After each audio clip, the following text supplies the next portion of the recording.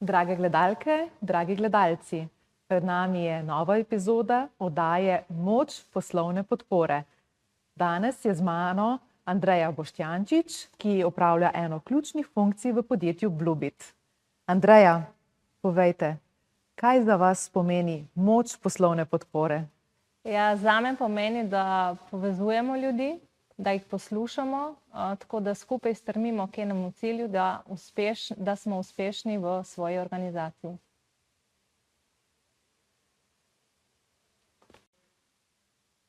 Kdo v resnici stoji v zaledju velikih zgodb?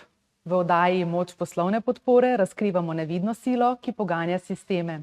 Od dinamičnih filmskih setov in protokola javne uprave do hitrega gospodarstva. Poznajte poklic, ki ni le služba, ampak srce ekipe in temelj zaupanja. Vstopite v svet, kjer se vrhunska organizacija sreča s srčnostjo. Dobrodošli v oddaji Moč poslovne podpore. Danes bomo govorili o tem, kar v podjetjih pogosto odloča bolj kot strategije in številke, o ljudeh, o odnosih, komunikaciji, zaupanju in o tem, kako se v organizaciji gradi kultura, ki povezuje. Moja današnja gostja je Andreja Boštjančič, kadrovica, ki prinaša izjemno zanimiv preplet izkušenj in razume, da so kadroviki pogosto lepilo med zaposlenim in vodstvom. Andreja ima razgibano poslovno pot in pozna različna okolja. Zato bo njen pogled dragocen tudi za poslovno podporo, kjer smo pogosto prav mi tisti, ki držimo komunikacijo, energijo in ritem podjetja skupaj. Dobrodošla v oddaji Moč poslovne podpore. Hvala za vabilo. V uvodniku smo te na kratko že predstavili, da si trenutno delaš kot kadrovica v podjetju Bluebit. Povej sicer, da te gostje, da te gledalci bolj spoznajo, kdo je Andreja tako v osebnem življenju, kot tudi na poslovnem področju. To je pa kar težko vprašanje za začetek, malo hecna stran.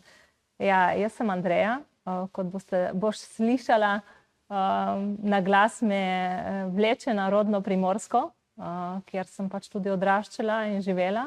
To je v eni manjši vasici Harije, zraven občine Ilirska Bistrica. Me je pa pot zanesla na drug konec Slovenije, kjer živim z družino in sicer v občini Velike Lašče. Tako da je nek miks Dolenjke in Primorke vse skupaj. Zase bi rekla, da sem dinamična, nasmejana, pozitivna, vedno iščem izzive in tu me tudi življenje me vedno izziva na vseh področjih. Tako da sem človek, ki zelo rada dela z ljudmi in za ljudi, to vedno rada poudarjam. Tako da čisto na kratko, no, mogoče.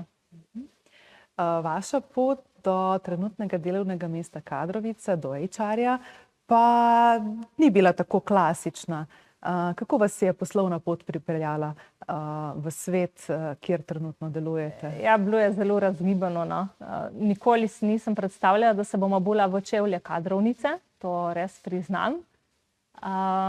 Ja, začelo se tako, jaz sem sicer mojo karierno pot začela v javni upravi in sicer na občini Ilirska Bistrica, kjer sem se zaposlila pri rosnih 21 letih že, takoj po koncu študija. Ampak nekako preko tega javnega sektorja me je pot vodila v gospodarstvo. Zadnja moja služba je bila na Ajpesu in v javnem sektorju govorim seveda. In tistikrat sem iskala ene nove izzive in evo, in se je kar naenkrat pojavil izziv, da se pridružim ekipi Bluebita. Tako da na Bluebitu je tistikrat bilo manjše število zaposlenih, kot nas je zdaj, no. Nas je bilo 12 ali 13 in so iskali eno osebo, ki bi pač skrbela za neko administrativno splošni del, nek back office, no, in še nabavo zraven. Ampak smo kaj hitro ugotovili, da vse to ne bo šlo. Tako da tistikrat sem v roke poprijela se za kadrovski del, ki ga še danes v bistvu tudi delam, poleg še kakšne druge stvari, no. Kdaj ste pa začutila, da je HR več kot zgolj samo administracija, da je nekaj več? Ja, mislim, to je bil en dogodek, ki se mi je zgodil ravno na podjetju. In sicer tistikrat smo bili mi v rasti, v zelo hitri rasti in smo rabili nove sodelavce. In ko je prišel en moj sodelavec, je rekel, glej, Andrej, jaz pač potrebujem nekoga v montaži, pač uredi, pač daj ga pa rabiš. Ja, včeraj, ne jutri, včeraj. In sem rekla, ok, do take situacije ne sme več prihajati, ne. In tistikrat sem začutila, da mi moramo zgodbo peljati na dolgi rok, torej na nek strateški način. In sem rekla, ok, zdaj pa zavihamo rokave, pa lotimo se delati, ne. Tako da tistikrat sem se tudi prvič srečala z znamko delodajalca, z marketingom, sploh kadrovskim, s tem, kaj želimo biti kot ekipa, koga želimo imeti med sodelavci, kakšne so naše vrednote, kam želimo sploh iti, no. Tako da potem nekako sestaviš puzle in postaviš neko smer in greš v to smer. Se pravi, kar konkretna sprememba, prilagajanje, izpopolnjevanje znanja, vzporedno verjetno, ne? Delate v podjetju, kjer je direktor vaš brat.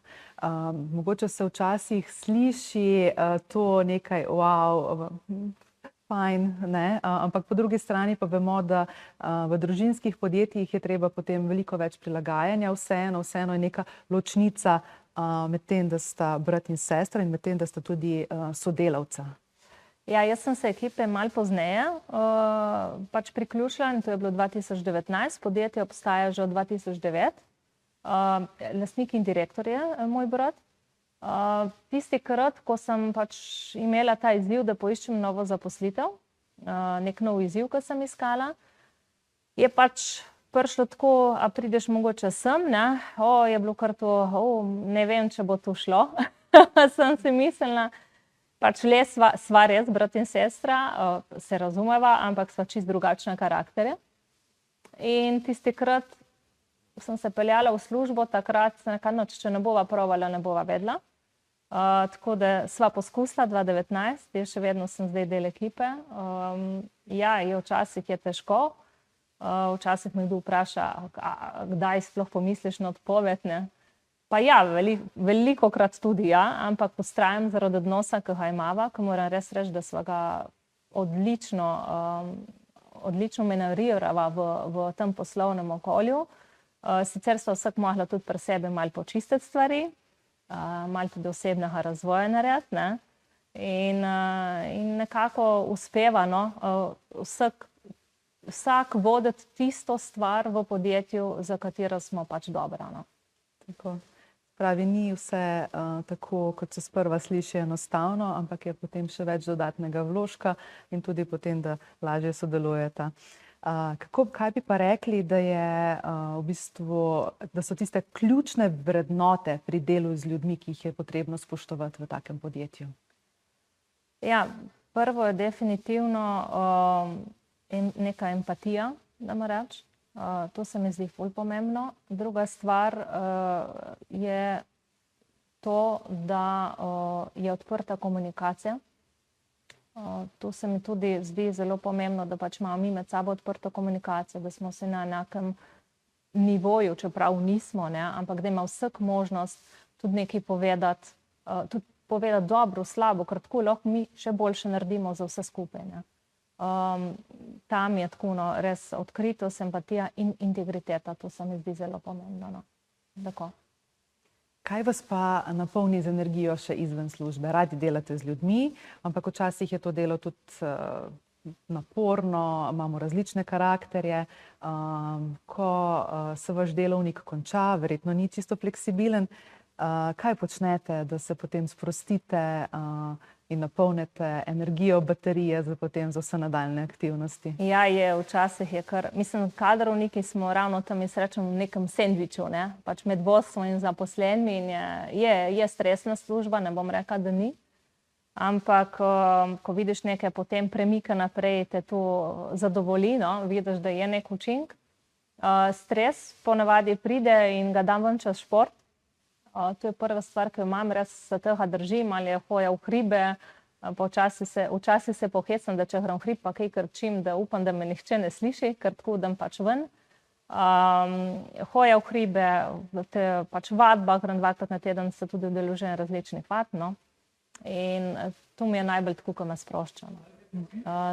Zraven tega pa sem tudi, mogoče sem zdaj dala malo na stransko tir, no. Sem pa tudi 10 let bila v amaterskem igralstvu in imam 6 let končanega solopetja, ampak žal zaradi družinskih obveznosti, ker imam doma majhno hčerko, trenutno mi to ne uspeva še, no. Imam pa željo v prihodnje, da bi tudi v tem soudejstvovala, no. Tako.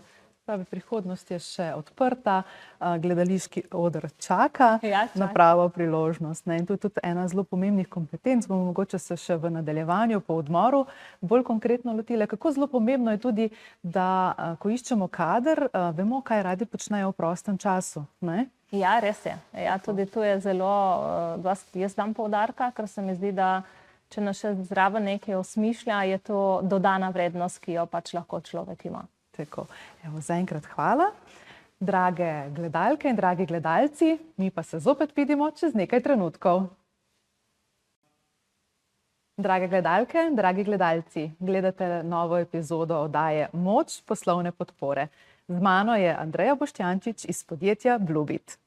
Andreja, na hitro sva se že dotaknili, da pri izbiri kadra je pomembno tudi ne samo izobrazba, izkušnja, ampak tudi kaj počnejo v prostem času. Sama ste omenila, da ste bila gledališka igralka, da ste pela.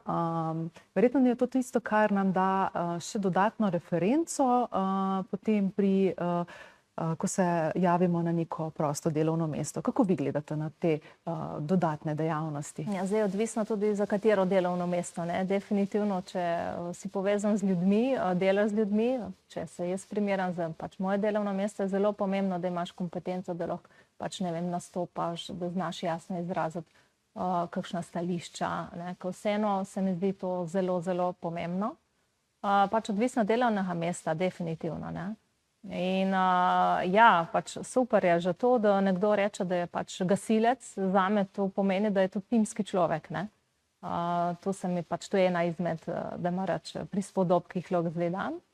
In je zelo pomembno, no, se mi zdi, da vse ene stvari, ali pa si jih enkrat delal. Jaz razumem, da pač mogoče imaš zdaj mlado družine so in tako naprej, pa ne utehneš vsega, ampak je fajn, da vsaj eno stvar si pa obdržiš, no.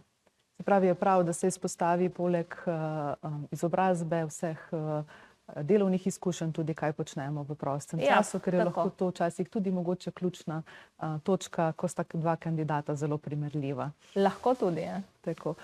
Vi v podjetju ste zadnja leta rasli, v bistvu v vašem času se je število zaposlenih skoraj podvojilo.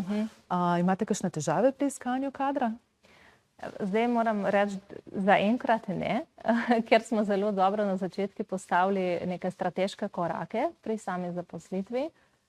Je pa res, da tako je, no, prej kot sploh zaposlujemo, moramo pri sebi imeti razčiščene pojme in sicer prvi je ta, koga želimo imeti med našimi sodelavci. Jaz si sestavim profil, oziroma z ekipo sestavimo profil, takšnega, kot si želimo, že pred razpisom, ki ga damo ven, tako da vemo točno, kaj iščemo, no. To se mi zdi pomemben korak, da ga nekdo naredi, prej kot sploh nekako daš ti neko razpisno dokumentacijo ven in delaš kadrovske razgovore in tako naprej. Imate v podjetju tudi poslovno podporo, poslovno sekretarko zaposleno, ali je to del vaše službe tudi? Ne imamo.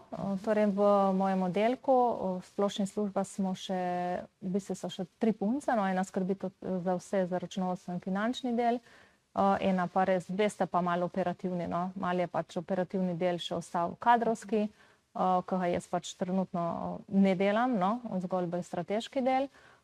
In ena punca, ki skrbi za splošno administracijo. Ja, tako da je tudi. Je tudi. In kako se vam zdi to, ta poslovna podpora ključna tudi pri samem podjetju, pri uspehu podjetja? Ja, zelo. Mislim, da so prve punce, ki pač tam vedno nekdo pride, ne, pa se nekaj mogoče pojamra, pa nekaj pove, ne, pa tako naprej. In se mi zdi, da to delovno mesto mora kar imeti, nekdo, ki zaseda to delovno mesto, mora kar imeti integriteto, pa zaupanje, pa tako naprej, da včasih pride lahko tudi tukaj do kakšnega, ne vem, govoric in tako naprej, ne. In se mi zdi, da je prav, da ta oseba zna presoditi, kaj je za naprej, kaj pa mora ostati pri njej, no. Tako. Če se dotakneva mogoče še zaposlovanja, se pravi, vi pripravite razpisno dokumentacijo, imate razgovore, dobite kader. Največkrat v podjetjih je težava, da pride do kadra, potem pa ni nekega pravega onboardinga.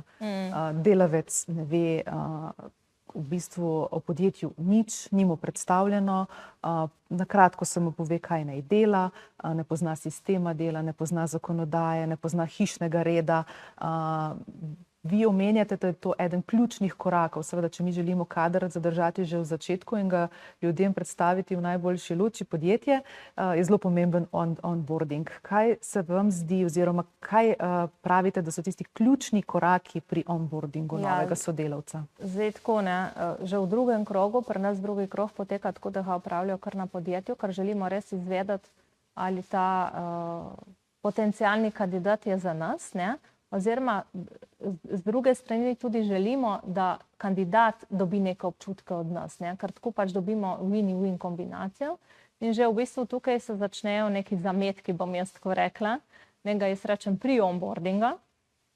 Tudi če ne izberemo kandidata v tem zadnjem krogu, jaz še zmerom pač imam nek stik z njim, navežem, ok, nismo vas brali, ampak vas bi mogoče želeli imeti v evidenci, ker ste za nas v redu in tako, če se pojavi kakšna naslednjič potreba po delovnem mestu, vas lahko kontaktiramo in tako naprej. Tako da res nekako zaokrožimo ta zaključek razpisov. Potem pa, ko je kandidat izbran, je zelo pomembno, da smo z njim v stiku, da mu nudimo celotno podporo, ko velikokrat te ljudje, razen če res ne izhaja iz pravniškega in tako naprej, neke formalne izobrazbe, ne vejo niti in kako gre odpovedni rok, koliko imajo odpovednega roka, kje lahko pogledajo odpovedni rok, koliko imajo dopusta, kje sploh to vprašati in tako naprej. In ta podpora tukaj se mi zdi prvi ključ do zaupanja nekoga, ki pride v naše podjetje. To je ta, jaz rečem, pri onboarding. Drugo je potem pa, ko nekdo pride k nam, oziroma ko se začne ta proces ustvarjati, torej nekdo da odpoved, začne teči odpovedni rok in je že en korak malo pri nas, ne. Tiskrat moramo pa mi na naši strani poskrbeti, da bo to čim bolj lažji prehod in čim bolj hitrejši seveda, ker je za nas v interesu, ne. Tako da mi nekako bom 3 glavne stvari povedala. Prvi je sprejem, pomeni, da ko nekdo pride na podjetje, moramo mu nekako orisati sliko našega podjetja, kdo smo, kam gremo, poslanstvo, vizija, vrednote, ki jih imamo, kakšna so naša pravila, kateri so notranji akti, ne, zato ponavadi poskrbi, za ta uvodni del poskrbi kadrovska služba. Pripravimo vse, kar v zvezi z delovno opremo, oblačila, mogoče, ne vem, če dela z računalnikom, računalnik, delovna sredstva in tako naprej. To se mi zdi res zelo pomembno. Občasih damo še kakšno misel zraven, tako da se mu zdi še mogoče malo bolj prisrčno. Drugi korak je ta, da mu dodelimo mentorja, nekoga, ki bo zanj skrbel v času nekega privajanja v delo, ne. In mora vedeti, da njegov mentor je ključ do njegovega tudi uspeha v narekovajih, ne. In tretja stvar je, da spremljamo njegovo delo in da on to ve. Torej mi, ko pogodbo o zaposlitvi že podpišemo, da imamo neke korake. Mi imamo v zakonu o delovnih razmerjih tudi tale poskusno delo. Dajmo ga izkoristiti za ta del, ne.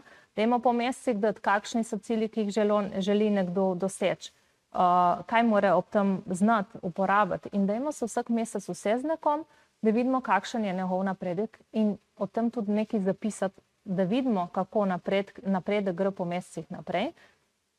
Ta feedback informacija pa pomembna tudi za nas. Zakaj? Zaradi tega, da mi vemo, a prav delamo stvari, a mogoče on vidi drugače stvari, bi drugače stvari zapeljal že na delovnem mestu, v samem procesu onboardinga in tako naprej, no. Tako da tu so, se mi zdi, 3 ključne stvari, ki bi jih res mogli vsi uporabljati. Pa se vam zdi, da bi podjetja z temi 3 koraki tudi zadržala potem kader pri sebi, ker trenutno smo v časih, ko je veliko fluktuacije, predvsem pri delavskem kadru. Se vam zdi, da če bi vsi stremeli k tem 3 korakom, da bi vseeno zadržali nekaj več kadra, kot ga sicer? Jaz mislim, da ja, ker se mi zdi, da se v teh, ne morem reči 3 ali pa odvisno, koliko imaš poskusnega dela, da moram reči v 6 mesecih, se potem neko zaupanje se, da moram reči, že med nami vzpostavi. Pač tudi kandidat vidi oziroma naš novi sodelavec, da mu je mar, torej nekdo ga spremlja, nekdo ga vodi.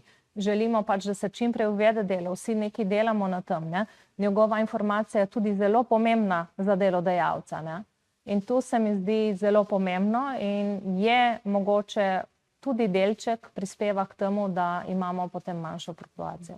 Se pravi, ves čas ohranjanja stika tako z zaposlenimi, kot s tem, ali je zaposleni zadovoljen, v bistvu, da ga ne pustimo samega potem na delovnem mestu, ampak se pravi, zaposlovanje poteka veliko dlje in potem, da tudi ohranimo kader, je zelo dolg proces in v bistvu proces, ki traja ves čas.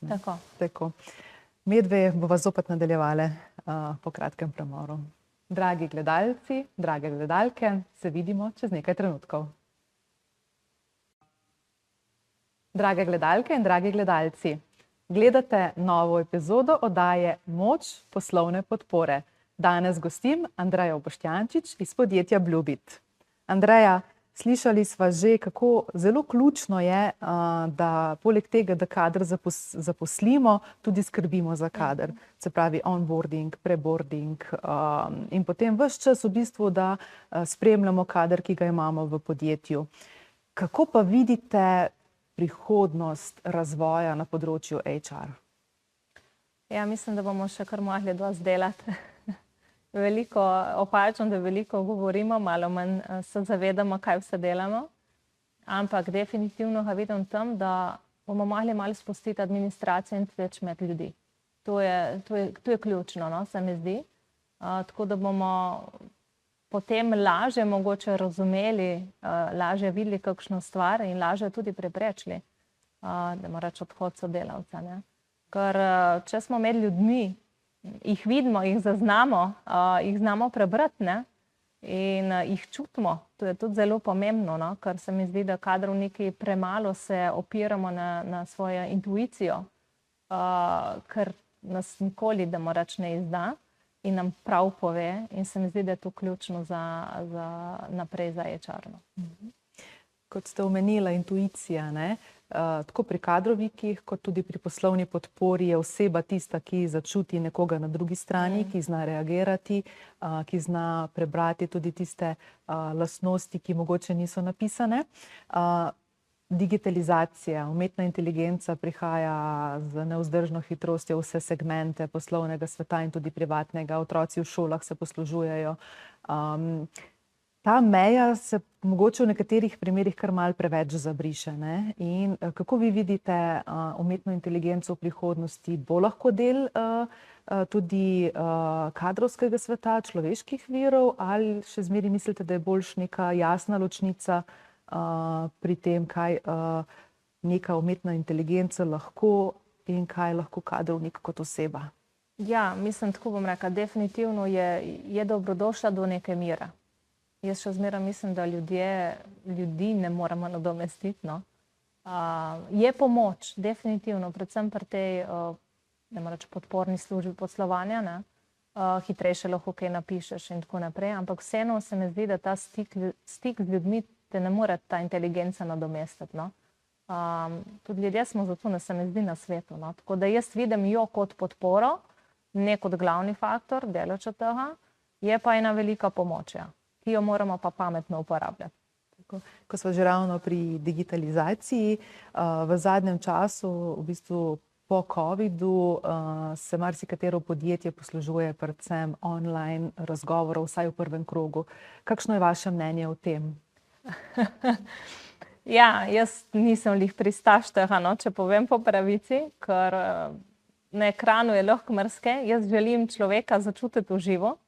Mi sicer jaz se tako prvi krog delamo, ko dobimo prijave. Jaz že prvi krog itak vem, kak profil iščem, tako da v prvi krog gre ne 8 do 10 ljudi, to je maksimum, ja, ampak jih želim srečati osebno. Ker to je čist neka druga energija, drug nivo. Se mi zdi, da je tudi fajn, da jim damo priložnost, da pač vse pokažejo, kdo so. Kako se vam pa zdi, da bodo tiste ključne kompetence za poslovno podporo v prihodnosti? Dotaknile sva se že kadrovske službe. Kako pa vidite poslovno podporo? Rekli ste, da imate tudi pri vas. Zelo ste zadovoljni s poslovno podporo. Kako vidite ta segment v prihodnosti? Se bo še razvijal, se bo še nadgrajeval? Bojo mogoče zaposleni na teh delovnih mestih obvladovali še več delovnih nalog, se bo njihovo področje še razširilo? Ja, to je zdaj težko v prihodnosti tako govoriti, ne, glede samih delovnih nalog, ampak jaz verjamem, da je ta podpora nam zelo pomembna. Ne. Predvsem v tem, kar sem tudi prej govorila, v delu z ljudmi. Včasih res ne uspeš ali pa se trudiš, da ujameš ali pa vsega ne vidiš, ne. In je ta prišep od nekoga zdraven zelo pomemben. Ne? To je en del, no, drugi del je pa mogoče, da ta operativni del, tudi kadrovske službe, ki verjamem, da velikokrat ga tudi podpora včasih dela, mogoče še bolj razvijajo. Ne? Tako da ta dva segmenta nekako vidim, no, za prihodnje. Pri iskanju kadrov, ne, sedaj vemo, da je zelo popularen headhunting, ne, v primeru, da določenega kadra, predvsem kakšnega res strokovnega kadra ni, se tudi vi kdaj poslušujete, ali imate dovolj veliko bazo kandidatov, ki se prijavijo na določen razpis? Ja, zdaj moram reči, da smo zelo dobro naredili branding v podjetju in do zdaj se tega nismo posluževali. Je pa res, da verjetno v prihodnosti bo potreba tudi po tem, ker vemo, da bo pač vse manj kadra na trgu in se bomo verjetno vsi borili zanj. Ja, zdaj ta headhunting, mi se nismo še posluževali zunanjimi, no. Smo headhuntali, ampak tu sem bila jaz ponavadi. Tako da, ja, bo po moje zelo, zelo veliko povpraševanja tudi po tem. Vi ste zdaj recimo vseeno še manjše podjetje, rastete, strmo rastete. Kako bi primerjali svojo funkcijo z funkcijo kadrovika v večji korporaciji? Ja, jaz moram kar par stvari tudi še imeti pod svojimi rokami. Nimamo toliko razdrobljenega, no, tako bom rekla. Jaz marsikatero stvar tudi naredim, tudi če ne vem, operativo rabi, pač bom prijavo odjavo naredila, če je pač to potrebno in pač nihče ne more. Se moramo tudi nadomeščati znotraj tega. Predvsem v tem, da mi moramo res imeti širok pogled. No. Jaz moram veliko stvari vedeti, veliko stvari poznati in veliko si jih naučiti.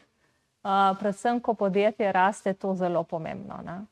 V velikih sistemih je to malo drugače, ker ima vsak mogoče svojo smer. Eni imajo samo izobraževanja, eni imajo samo razvoj, eni imajo samo onboarding, operativo, ne. Pri nas pa to v bistvu pokrivamo vse mi.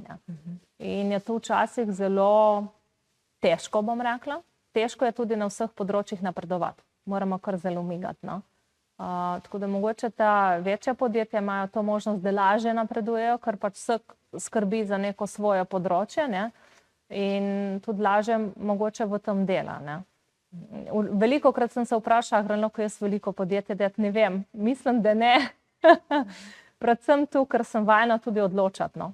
In pač pri nas je HR je del vodstva. In velikokrat dobim informacije tudi, s katerimi si mislim, rajši jo ne bi slišala, ne. Ampak pač moram z njo operirati in moram delati. In velikokrat pridem v situacijo, ko se moram tudi sama odločiti, ne. Zdaj mogoče v večjih podjetjih je to drugače, no. Se pravi, v manjšem podjetju je to ključna strateška funkcija. Ja. Tako. Omenila ste izobraževanje, seveda vi morate imeti kar široko paleto znanj, delovna zakonodaja je kar zelo obsežna. Kako nadgrajujete svoje znanja, se udeležujete kakšnih organiziranih izobraževanj, specifičnih, se izobražujete sama na tem področju, da sledite trendom, zakonodaji, spremembam? Ja, mislim, definitivno, kar se tiče zakonodajnega področja, je potrebno se tudi udeležiti kakšnih izobraževanj, ne, in tudi na drugih področjih. Je pa tako, no, če želiš kakšno novo prakso vpeljati v podjetje, moraš nekaj prebrati, nekje se nekaj naučiti, ali je to online, ali so to tuja izobraževanja. Tako sem tudi znamko, da moram reči, branding začela delati. In nekje sem prebrala nekaj tam, en online seminar, potem sem pa začela vse to znanje, ki sem ga dobila, dala na kup, pa strategijo postavila, ne. Pa sem videla, če pije vodo. Pilo je vodo in smo šli naprej in potem se, kar te zanima, pač vedno več stvari tudi izveš, no. In nadgrajuješ svoje znanje Tako. naprej. Super. Ste pa aktivna tudi izven delovnega mesta v podjetju Bluebit. Kako? Ja, zelo rada predajam svoje znanje. To se mi zdi, da je eno tako moje poslanstvo in res kar žarim, ker se mi zdi, da je prav, da znanje delimo.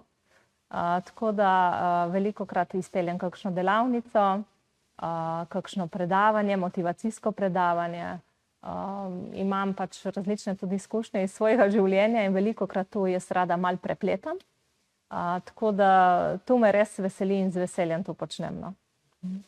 Andreja, videli vas bomo in slišali vas bomo lahko tudi na majskem kongresu ADMA, Res je. kjer boste predala svoje znanje, svoje izkušnje.